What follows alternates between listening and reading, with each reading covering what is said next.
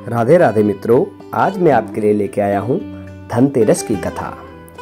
एक बार यमराज ने अपने दूतों से प्रश्न किया, क्या प्राणियों के प्राण हरते समय तुम्हें किसी पर दया भी आती है?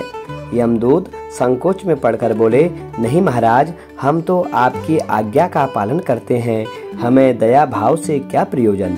यमराज ने फिर प्रश्न दोहराया, संकोच मत करो, यदि कभी कहीं तुम्हारा मन एक बार भी किस पर दया पर आया हो तो बताओ।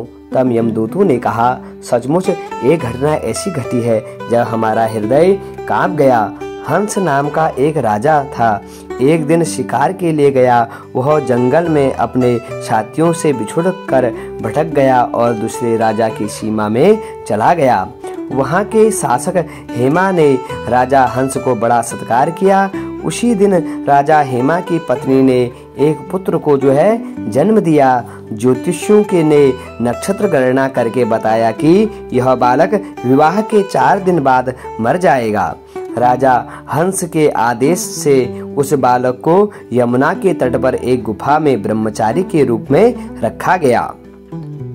उस तक स्त्रियों की छाया भी न पहुँच से, किंतु किसी विधि के विधान को नहीं टाला जा सकता है। संयोगवश एक दिन राजा हंस की राजकुमारी यमुना के तट पर निकल गई और उसने उस ब्रह्मचारी बालक से गंधर्व विवाह कर दिया। चौथा दिन आया और राजकुमार मृत्यु को प्राप्त हुआ। उस नव परिणीता का करुण विलाप सुनकर हमारा हृदय कांप गया और राजकुमार मृत्यु को प्राप्त हुआ। और इस कारण उस नव परिणीता का करुण रुद्र विलाप सुनकर हम क्या हो गए, एकदम कांप गए। ऐसी सुंदर जोड़ी हमने कभी नहीं देखी थी। वे कामदेव तथा रति से कम नहीं थे। इस युवक को कालग्रस्त करते समय हमारे अश्रु भी नहीं थम रहे थे।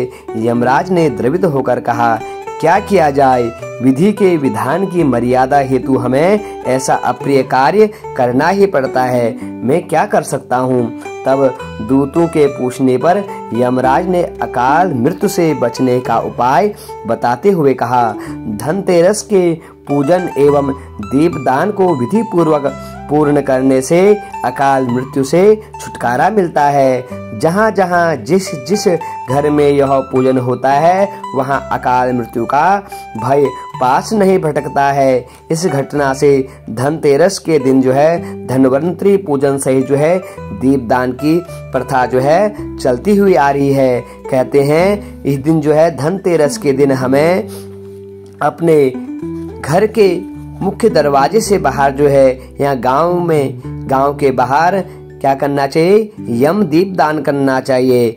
यमराज के निमित्त दीप जलाना चाहिए। यदि हम उस दिन चतुर्मुखी दिया जलाते हैं तो उससे क्या होता है, हमारे कुटुंब परिवार में कोई भी अकाल मृत्यु को प्राप्त नहीं होता है। इसलिए हर किसी को धनतेरस के दिन यम दीप दान अवश्य ही करना चाहिए। और इस दिन प्रातः संध्या वंदना कर शुद्ध जल से स्नान इत्यादि करने के उपरांत अपनी संध्या वंदना करें और उसके बाद भगवान का स्मरण कर धनवंतरी जी का पूजन करें। पूजन के पश्चात आप क्रय इत्यादि कोई भी नई वस्तु इत्यादि खरीद सकते हैं। उस दिन स्वर्ण आभूषण इत्यादि खरीदने का भी शुभ अवसर प्राप्त होता है। और इस बार जो धनवंतरी जी का पूजन होगा और क्रय का जो समय रहेगा वो 12:19 के उपरांत दोपहर रहेगा। 12:19 के बाद आप क्या कर सकते हैं, कोई भी क्रय कर सकते हैं। राधे राधे, जय श्री राधे, जय श्री श्याम।